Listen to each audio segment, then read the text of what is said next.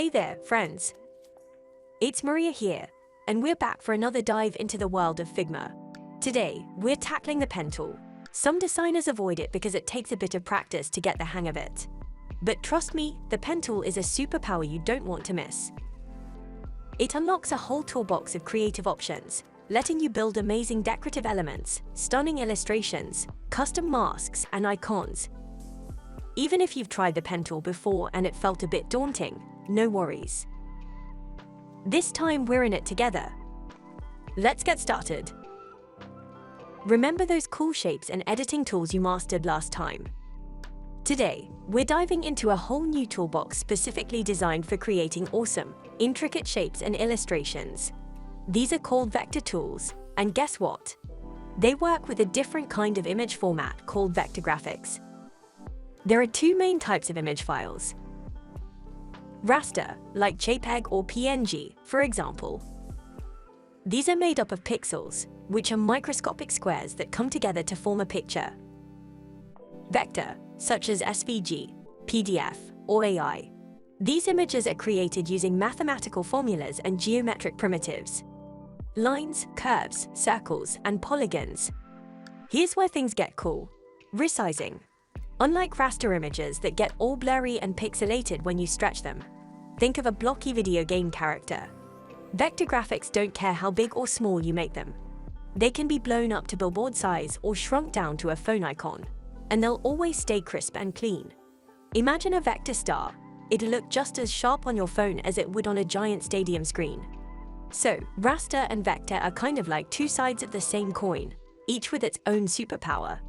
But for things like logos, icons, website graphics, or even fonts, anything that needs to stay sharp no matter the size, vector graphics are the champion. Different formats are used for different jobs. Vector images are your go-to for logos, icons, website and app graphics, and even creating fonts. Basically, anything where you need things to look sharp and scale perfectly. Remember those handy shape tools you learned about last time, like the circle, rectangle, and star? Well, those are actually basic vector objects themselves. To create and edit more complex vector shapes, you'll be using the pen tool. You'll find it on the toolbar, or just hit P. Click anywhere on the artboard to create a point. Figma will switch to editing mode automatically. Click again for a second point. See how they're connected with a line now. Don't worry about those extra point suggestions for now. We'll get to those later. Holding Shift while dragging will snap your cursor to 45-degree angles, perfect for crisp lines. Click and drag anywhere to create a Bezier handle. These little guys control the curve of your line. Move your cursor to adjust the curve's direction. Once you have a third point, drag back to the first one to close the path. See that small black circle by the pen tool? That means your shape is closed. With a closed path, you can add or remove fill using the Paint Bucket tool. It's on the toolbar, or press B. Next to it is the Bend tool. Use this to tweak the curves directly on the path or at the vector points. Those are the little dots. Each point has two handles that look like little tentacles. They control how the curve behaves on either side of the point. You can customize them. Look at the properties in the design panel. You'll see options for mirror angle and length. This means when you adjust one handle, the other one automatically copies its length and angle. Want more control? Hold Alt and drag a handle. Now you can edit them independently. Right now, the properties say no mirroring. You can change a point's behavior in the properties. Choose mirror angle and length, or just mirror angle. Done working on your masterpiece. Press Done to exit editing mode. You'll see a tiny image of your path in the Layers panel, labeled Vector. That's how you make all sorts of cool shapes. Now, let's talk about editing those shapes you already have. There are a few ways to jump back into editing mode. Click the Edit Object button up top. Double-click the shape itself, or, with the layer selected, hit Enter or Return. Once you're in editing mode, use the Move tool, or the V key, to move points or groups of points around. You can also use the Bend tool or Paint Bucket to make adjustments. And of course, you can set a fill color in the design panel. That's where you can also change the stroke style and how rounded the corners are. Needs super precise movement. Select points and use the arrow keys to nudge them into place. To delete a point or curve, just hit delete or backspace. Holding shift while deleting keeps the main path intact. Ready to wrap up editing? Here are your exits. Click the Done button. Press Enter or Escape. Double-click an empty spot on the workspace. Remember those connect the dots puzzles we loved as kids? Practicing the pen tool follows a similar principle. Let's walk through the process step by step. For this exercise, I've prepared a heart-shaped template with marked points for placing points. Our goal is to recreate the given shape as accurately as possible. Start with the top center point and connect it to the highest point on the left. While creating the first handle, I'll press the Shift key to lock the angle. Next, we'll add the third point, followed by the fourth. The outline doesn't perfectly match the desired shape yet, but we can always fine-tune each point later. To create the sharp corner at the bottom, I'll use the Alt key to change the behavior of the handles. When working with Bezier handles, one of them moves with the cursor. Before releasing the mouse button, visualize the direction the curve should take and move the cursor accordingly. Let's add 2 more points at the marked locations, locking the angle with the Shift key, and close the path by returning to the first point. To refine the shape, we'll switch to the Move tool using the V key.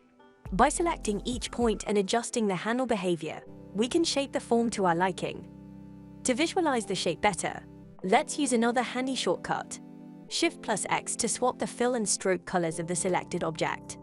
In Properties, we can see that the object has no stroke but a fill now. Of course, we can further customize the color using the eyedropper tool, local colors, or any other method you're already familiar with.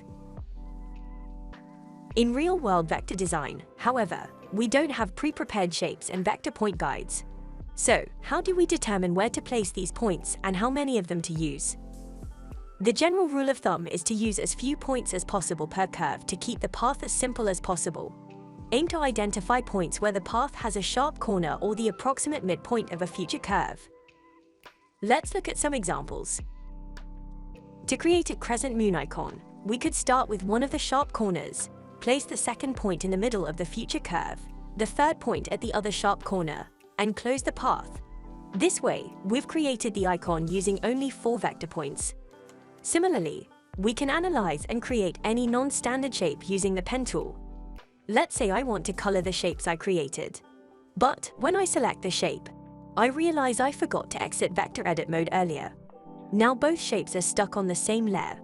No worries, we can fix this without starting over. Instead, I'll switch to vector edit mode by double-clicking on the star. Select all the points that make up this shape. Use the keyboard shortcut for Cut, Command+X, and click the Done button. This exits the shape editing mode, but the shape remains in the clipboard. To return it to the workspace, I'll use the Paste keyboard shortcut, Command+V. In the Layers panel, we can see that the shapes are now separate, and we can apply individual colors to them. And remember, mastering the pen tool is all about practice.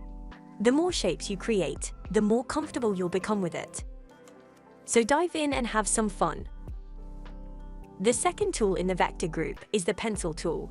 This one lets you draw more freely on the artboard, still creating vector shapes as you go.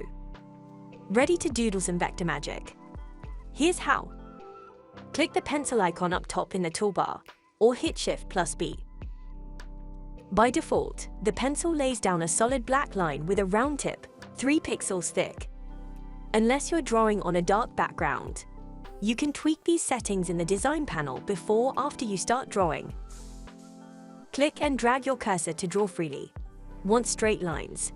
Just hold down Shift as you draw. Remember, the pencil tool sticks with you until you pick another tool or press Escape. Switching to vector edit mode reveals something cool. The line you drew is made of separate points, just like lines created with the pen tool.